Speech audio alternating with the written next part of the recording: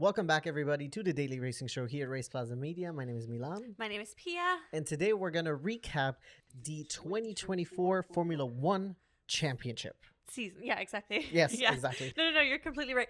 But okay, so first of all, I got to start this off. What a season. We've said this so many times this year already as we've been doing our recaps for every single race. And it was such an unexpected pleasure this year. It was definitely the best F1 season in a few years by far. Yeah. But also, I will say, I thought that the season started off the way it ended. Oh, 100%. And it started off awful. And I was already crying wolf. I was like, oh my God, this is it.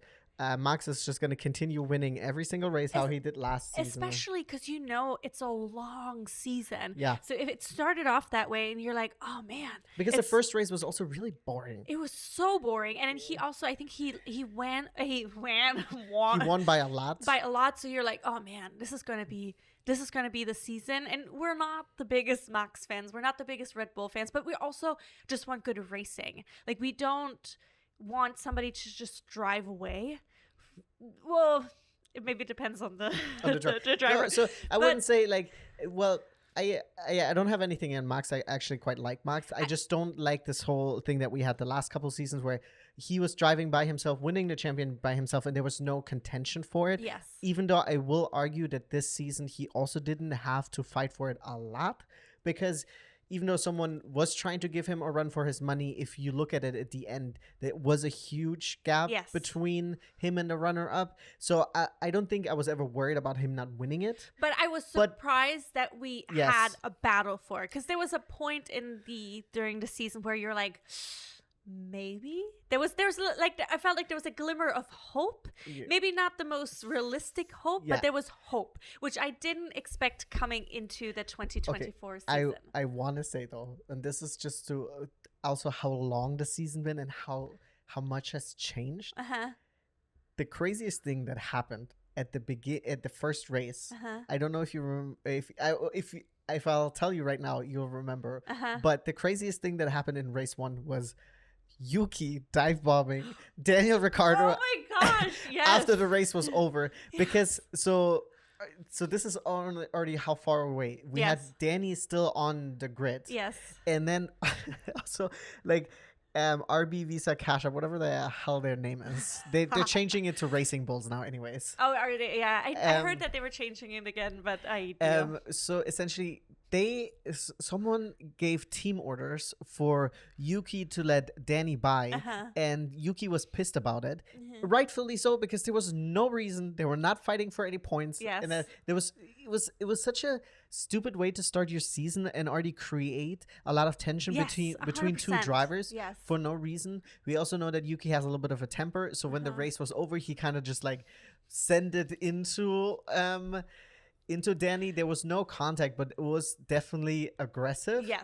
And that was really the most interesting thing that happened, which was after the race between two drivers who were not competing for points. Yes. So starting off this, it is a long season. A lot has happened this season. I will say the season kicked off. Before it's kicked off was obviously a huge announcement with Lewis Hamilton leaving Mercedes and going to Ferrari. So his contract, he's coming home, people. He's coming home. So his contract with Mercedes runs out on December 31st, 2024. Yes. And then he will be officially joining Ferrari. And that was already a huge announcement. I think no one really was expecting that. Yeah, that definitely rocked the boat. It definitely rocked the boat. I think now in hindsight, we have a lot more information. And I don't think it is as... It's still surprising, but not as nearly surprising because Lewis didn't get the contract that he wanted with Mercedes. Mercedes wanted to give him a 1+1. So that means he gets a 1 year guaranteed in 2025 car, but it is not guaranteed that he would have a 2026 seat. And he wanted to be ambassador for the brand, which Mercedes didn't want him to do either. And I don't think they wanted to pay him enough either. Ferrari, which I just recently learned, which I didn't know about. So instead of paying him as much money, they're giving money, I think $400 million to his organizations. Like Mission 44. Different things that he is supporting, which I think is great. Because, I mean, Lewis let's be real. Lewis has money. He has plenty of money, so he doesn't need it. But I love that they are seeing, because the work that he does outside of F1 is very, very important to him, and it's very fruitful as well for everybody involved and the people who get to benefit from it. So that Ferrari saw that and made the decision to give money to that, I think is very, very smart. I think this is also then, I think this also has, of course, a lot to do with Fred Vasseur now being the team principal of Ferrari. He has worked with Lewis before, so they've always had a great relationship. Yes. And I think Fred is just the best anyways. Yes. He seems so chill and low-key. Yes. So I think he's creating a much better environment, I think, in Ferrari. I think it will be very interesting how it will be between Charles and Lewis. Agreed. They have an amicable relationship, but usually there's always a lot more tension between two teammates. Yes. However, I just wanted to bring that was the start of the season, right? So you had that announcement, then you had two really boring races, right? And then we had the first excitement, which was also so fun because we kind of gotten some of our friends into F1, and then the third race of the season, which was I believe Australia was the first race of the season that we watched with them, and we had told them last year, like 2023 Vegas, Australia was an insane race for different reasons, which was one of our highlights that we had highlighted in a previous season video. So we had invited them over to our place to watch the race together, our first race together, and we were already letting them know, like, this could be a slow Formula One season. Next season could be a slow Formula One season. We don't really expect things to really pick up until the regulation changes in 2026. Correct. However, they got into Drive to Survive on Netflix, so they were excited about seeing the actual race. Exactly. So, and then of course us watching together, there's some things that we can share with them, but it's also we get to share the excitement and the passion of new fans, which is one of the reasons literally we are doing what we're doing here. It's just to share our passion and also maybe get other people excited for it. Yeah. But then having them over for that race, we're like, guys, it might be a boring race, but at least we get to watch it together. And then it was a really standout race. Yes. We had Carlos Sainz winning the race, so you had a non-Red Bull driver. Yeah, I think that race winning. Also Max had DNF'd, so that already was like... Yes, he DNF'd, I think, where it wasn't his fault. I think it was technical failure. No, exactly. And then you also had this huge incident with Alonso and Russell, which that one was like probably... Controversial, very controversial. It was FIA already doing a bunch of nonsense already. Punishing for someone for an outcome, which they say they don't. This is a whole thing. But so you already had a season starting off. Then you had Max winning another 2 races. And then this is the huge thing. So Lando was fighting for the championship or was trying to, put a challenge to the championship. But this year was also the first year he ever won a race. Yes. And I also want to point out, we did make a bingo board at the very beginning of the season. We haven't talked about it for months. Because I already won it. Because you had won it. And I feel like at the beginning of the season, after the first 2-3 races, McLaren also didn't have the best start. They usually come out of the winter break rough. They usually, the car's worse, and then they find it, and then... Yeah, and then Lando was the center of our bingo board, his first win. We both were hoping it would happen this season. Because then, he was due. Yeah, of course, he was due. And then Oscar, of course, got really close. He had the previous year, he had his first sprint win, a win ahead of his teammate. Which is like Lando. Also like, oh. Yeah, exactly.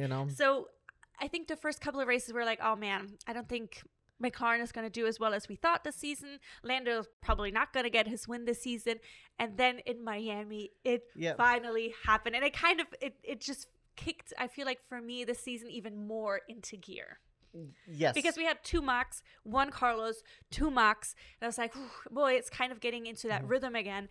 But then Lando had risen to the top and got his crown. Yes. I mean, for him, it was also like Max was, I think, going to win that race. But then the safety car he ended up benefiting from it. Yes. But this is racing. Sometimes you win some and sometimes you lose some. Yes. There's plenty of times where people... they go into the pits and then like two laps later, someone, the safety car comes out, right? And then everyone else gets a free stop and you're the big loser of that. No. It just happens. And it was really awesome for him to get his first win. Yes. That also meant that Zach Brown got his second tattoo because that was the second McLaren win since Zach Brown has joined in 2018, I believe he joined.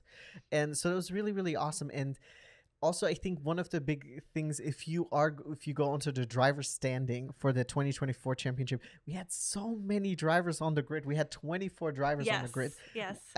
Different drivers on the grid, not at the same time, right?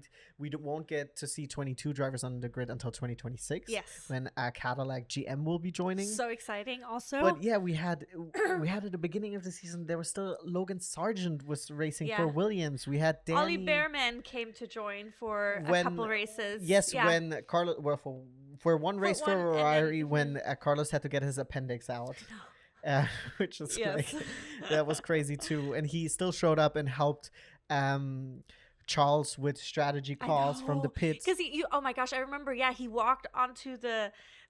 He was behind on the. But he was walking like he was in so much pain. Like you could see physically. He was so stiff, yeah. Oh man, yeah. But I wanted to go back. Let's talk through some of the race winners before we go back over the overall drivers of the season. Another big moment. Well, okay. First, Lando ended up winning 4 races in total, which is beautiful. It was more than expected. I also love that he had other wins that didn't involve safety cars, because sometimes people talk a little bit smack about if somebody wins because of a safety car, which is still a win. It's part of racing. But I love that he had 3 additional wins, Grand Prix wins this season, which was really, really cool. Then we had Charles Leclerc, sad boy of Formula One, won 2 huge major races for him. First off, he was able to win at home in Monaco. I remember he was talking about how he was crying while driving the last lap because he knew he was so close. And historically, Charles has always had a bad Monaco race. Either I think last year he was kind of screwed off of the win, and then the years before there was always a reason for him not to do well, and it was always out of his control. And if you're unfamiliar with it, Monaco is not a race where you win it in qualifying. If you start from P1, you could most likely you can also win the race because there's not really overtaking opportunity on this track, not with the cars that they have nowadays. No, they're way too big. There's other championships or other series that actually race on that track, and that's very interesting. But even the F2 cars are too big at this point. So it was a big deal for him to win at home. And it was very, very beautiful to witness that. I actually didn't, to be honest. I only watched the that footage is true. of You it. didn't watch it. I watched it by myself, and it was such an. I mean, I'm feeling the emotions on the inside now, talking back through all of these great wins that we've had this season. But not only did he have that beautiful win, he also had the incredible win. And it was also such a great strategy call, talking about Ferrari clowning on strategy in 2023. They've really 2022 and the years before when Bernardo was there. But they did a great 180 from that. And then in Monza, Charles ended up staying out on the tire. He made the call himself too. One pit. Yeah, exactly, which was so fantastic. I love that he's standing up for himself now. He's saying what he wants to do a little bit more, because we're seeing him grow as well. And then that he got the home win for Ferrari in Monza.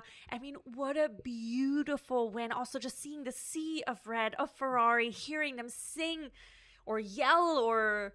the national anthem. Yeah, absolutely. I mean, what a beautiful moment. I'm having goosebumps just thinking about it. And that would be also one of my bucket lists, being in Monza. When Ferrari wins. I mean, that must be such an incredible experience. Then we also, of course, had the big race in Austria this year.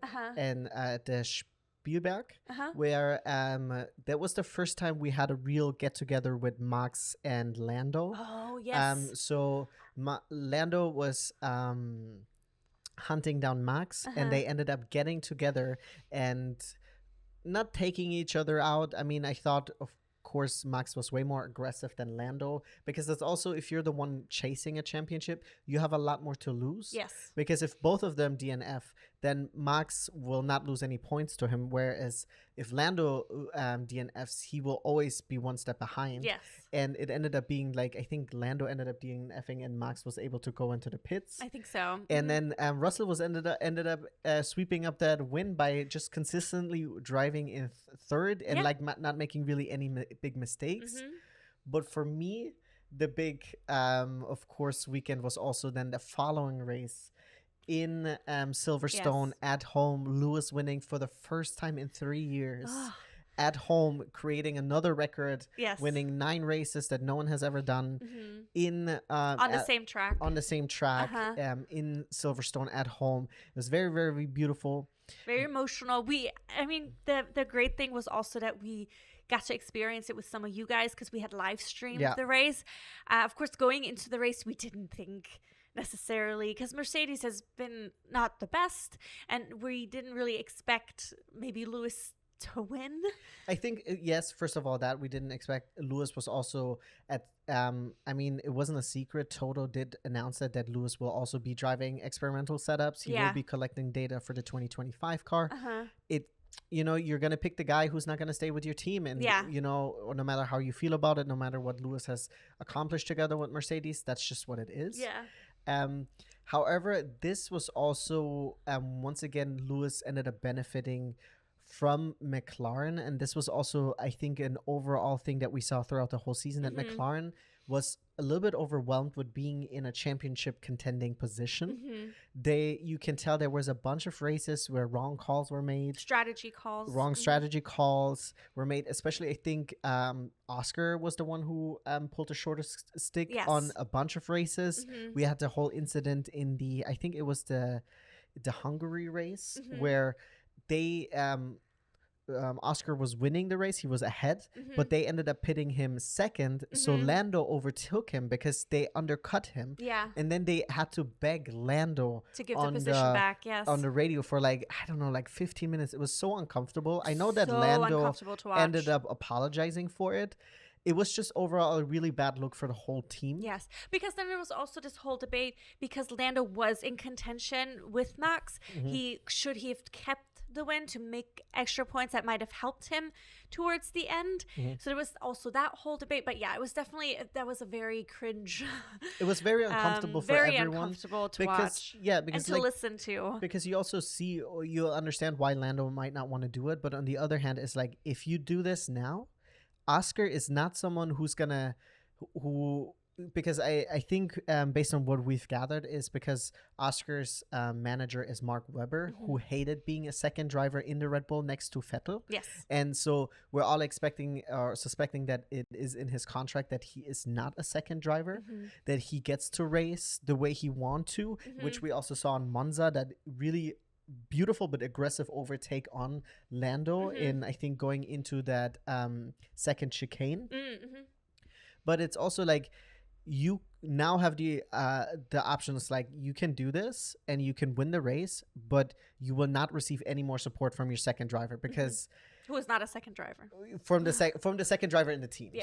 From the other driver in the team. And this is like, now you have to play politics, right? Yes. And they were pleading on the radio with him about it too, and it was just really, really uncomfortable. But it was also and it's like, why would you put him in a position to do this? Won that, and then even after he had won the race, he didn't celebrate it quite as much as because you would celebrate a first win. It was his first F1 win, and for Oscar, yes, and then a full Grand Prix win, because he had won in 2023. He had won the sprint, but like his first F1 race, it's kind of overshadowed by that, because someone essentially then quote unquote gave it to you. Yes. But it was only ever taken from you because your team made the wrong call. So fortunately he ended up winning another race by his own merits later on, which is also very, very impressive. Baku, he ended up winning Baku, which was a beautiful drive by him. Yes.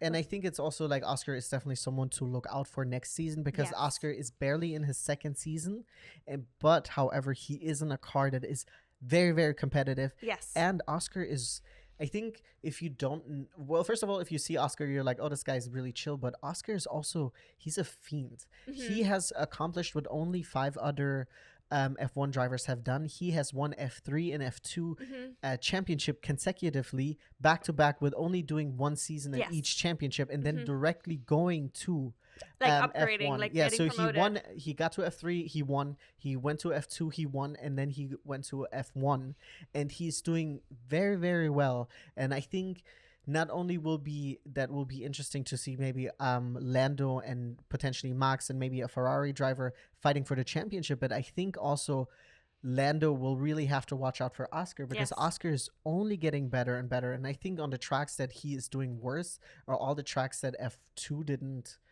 race at. Compete on. And if you think about it, I think Lando is already in his 8th or 9th season in F1. Yeah.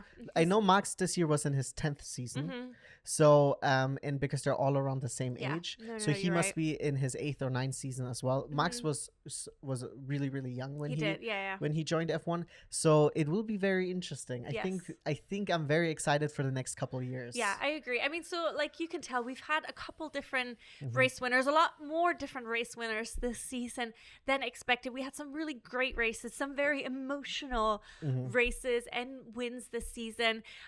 Like we've had previously talked about, of course, the grid is changing quite a bit going into next season. I'm very excited also that we're going to have a bunch of rookies next season. There's still the Red Bull Racing Bulls cars grid is not yet solidified. So these are really the only two lineups that we're missing at this point of us recording the video as well. So we'll see if we maybe before the new year find out what's going to happen with those 2 seats, or with those, well, 2 seats are really only open, I would say. Maybe, no, actually, one is really taken. Max has the guaranteed seat. Well, technically, Checo as well. And I will say, I know Checo obviously had a very, very difficult season. Yeah. But I did recently read about, even with, I think, Checo just lost his quote-unquote big sponsor in Mexico. Checo's sponsors alone pay for his salary and partially for Max's salary. So switching him out, like, so you have to kind of like then make the math. So is the money that they're losing for the Constructors Championship, is this like is this making up and stuff like that? Because if you will promote, let's say, Yuki into that, you could probably get a lot of Japanese sponsors maybe. But it is a big gamble, because from what I'm reading online also, like Checo is from Guadalajara, and apparently his face is on everything. Like you cannot, like his face is like, you cannot hide from him. He's on everything, and they're very big supporters. And I get it, like, hey, you have a Mexican driver on the team, on the grid. Like, how often does that happen? And up until this year, actually, Checo also did really well. You know, people always look at him really harsh, and I've said some really harsh things about it, and I do think that those things are warranted. Especially last year, him having to battle for the 2nd place in the Drivers' Championship is technically not something that should happen when you have a car that's that dominant. Yeah. However, this year he wasn't really in conversation. I will say though, like, no matter what, I kind of hope that he can hopefully reset and then maybe find some peace to, you know, if he will get cut or something like that, at least he can maybe leave somehow on his terms. Because the way Danny Ricciardo's career ended with F1 was so horrendous. Yeah, but I feel like that's a very Red Bull thing to do. It is like they're that you see more in F1. Yeah, I mean, and their thing where people get cut mid-season. I mean, it has happened to Albon. It has happened to Gasly. This has happened to Danny. So it's just I feel like, I mean, obviously, I don't know how it is for other teams. You don't really see that. But I think it's also like, it cannot mentally be very good for the driver if you have to worry about if you're even going to be around. I know that Sargent technically also dealt with this, because Sargent was cut mid-season, but Sargent was also on a race-to-race contract. I don't know how Danny's was, but it's just like, it's like, oof, come on, guys, you know? Yeah, but moving on from that, I wanted to talk about a couple other things, a couple other big surprises this season. First off, I want to talk about Haas. What a surprise. I mean, I'm so happy for both Nico and Kevin. They had excellent races this season.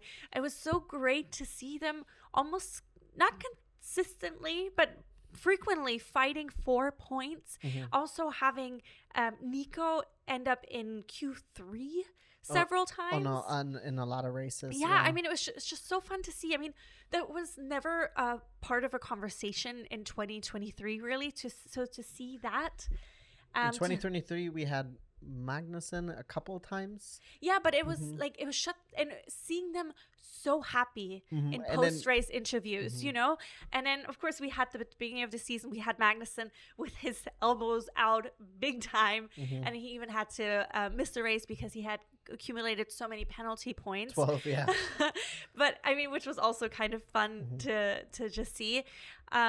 But yeah, I mean, I think that was a really beautiful surprise this season. Of course, Alpine's double podium at the Sao Paulo. wild, Sao Paulo rain race. With Max's fantastic performance going from, what is it, last or second? From the back row, 17 places he made, I believe. Yeah, I mean, that was definitely one of the highlights of the season, 100%. I mean, that definitely also saved Alpine in terms of Constructor Championship, because what did you call, what was it that Alpine was called, the French tractor? Yeah, at the beginning of the season, they called it the French tractor because that thing was not going anywhere. At the end of the season, they made up a lot, and we saw Gasly especially a lot of times in the top 10. What is it? He qualified in third or fourth? Yes, in the last race, he ended up starting second row. Yeah, which was beautiful. Which is awesome. And it was so unfortunate because Alpine was doing really, really well, and then they had this really hard drop off. There was, of course, also behind the scenes a lot of things were happening. A lot of people were changing. People were getting fired. So I think there was a lot of like misdirection or not a clear direction. Yes. So hopefully they have this figured out. We have Jack Doohan joining them next year as a rookie. In case you are unfamiliar with Jack, he does a lot of the post-race interviews. That you can see him. He was also their reserve driver for a while now. And we get another Australian on the grid. Yes. So we'll have 2 Australians and 1 Kiwi on the grid. Well, Liam is not sure yet. Oh, Liam we don't know. Sure. Yeah. I mean, he did compete for the last couple of races, which was nice to see him. It was also great to see Franco Colapinto, the Argentinian driver, step in for Logan Sargent for the last 6 races of the season, which was great to have him have an opportunity for F1. He won't have one this upcoming season, maybe in the future. We'll see. He was a little bit of a costly driver, which I think is concerning to some manufacturers or some teams, but it was still nice to see him, and he was very entertaining in the interviews or off-grid. Absolutely. Then, of course, we had Ollie Behrman joining once in a Ferrari and then once in a Haas, and he'll be an official Haas driver next season, which is nice. And he did excellent. I mean, I remember his first Ferrari race, he ended up in the points. It was also so interesting. So in his first race, actually, in the Ferrari, he actually had gotten pole position in F2 and he wasn't able to race. Yes, that is so true. And so for quite a while, I don't know how he finished the season in F2, but for quite a while he actually had done and had more points in F1 from than the one he race. had in F2, because in F2 he was also like just plagued by being very unlucky. I remember he had a race where he pulled out of the pits and then his wheel popped off.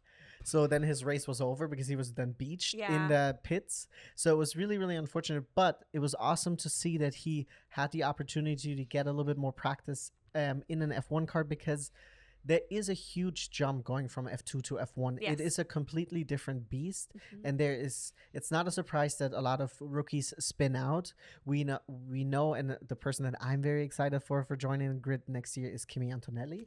Yes. I'm obviously, my heart bleeds red for Ferrari. Yes. And of course, I'm a Lewis fan. But I do have a lot of Mercedes swag, and I'm still going to be wearing it because I am very excited to see what Kimi Antonelli has in store for us. And I mean, technically, Mercedes is also our home team. Yeah. Stuttgart, where we're from, where we grew up. So there's a little bit of a connection there as well. But yes. So let's talk about the 2025 grid very, very quickly. So for Ferrari, of course, we have Lewis and Charles, which I'm very excited about. I hope they're going to be as competitive, if not even more competitive next season. I think it will first, we will see probably Charles out qualifying and out racing Lewis a little bit, because he has been in this car now then for 5 or 6 years now. Or longer than that. I think he's been with Ferrari now 6 years. This was his 6th year, because I saw the comparison between his 6 years with Ferrari and Vettel's 6 years with Ferrari, I think.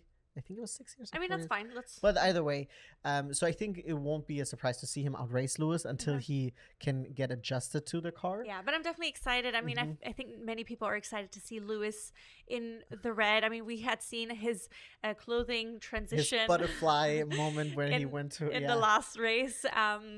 But then, of course, for Red Bull, we have Max already confirmed. Currently, Checo is still confirmed, but there's been lots of talk about that. Going to Mercedes, we have, of course, George Russell returning. We have Kimi Antonelli joining him, the rookie, which you said you're very excited about. You had brought out a video about him also, where I called it before it was announced. I called in that video, Mercedes should put their balls to the wall and sign him, even though I technically don't think it might be the right call. Yes, I think the right call would have been to put Sainz in the Mercedes and put Kimi maybe into the Williams, but maybe Williams didn't want that. Yeah, but then you also, I think the video or doing research on Kimi Antonelli really changed your mind on him. Yes, absolutely. That you believe I'm very that excited. he is. Yeah, exactly.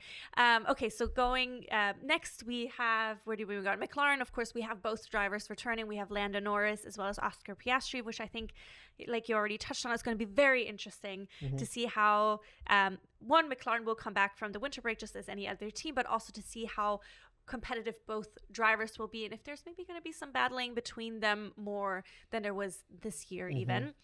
Then we have Alpine. Yes. We have Pierre Gasly staying with Alpine. And I thought at first maybe that was the wrong call.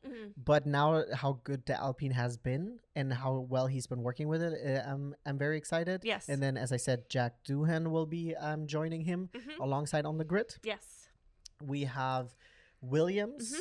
We will have Alex Albon as well as Carlos Sainz. And I think the cool thing with seeing actually having two experienced drivers in Williams, I think it will hopefully also help Williams save a lot of money, because this year I think they had 17 crashes. Yeah. This doesn't mean that they crashed out in 17 races. This could also have been in practice or qualifying. Yes, agreed. But 17 is a lot. And I will say a lot of them were also Albon. Yeah, I'm not. Yeah. So it's going to be I think it's going to be a tough season next for Albon, because we know Carlos is a really great racer. And he's also very consistent. Yeah, and then Albon has been always the better driver in Williams, but now that he's going to be stacked up against Carlos, it will be very interesting. It'll be interesting to see. So that's I think the midfield will be so exciting next year. It really will be. Then for Haas, we have two new drivers. We have Ollie Behrman, the rookie, will be joining, and then Esteban Ocon will be joining the Haas team, which, of course, at the beginning I was like, oh, wow, you're going to Haas. Haas is not a good team.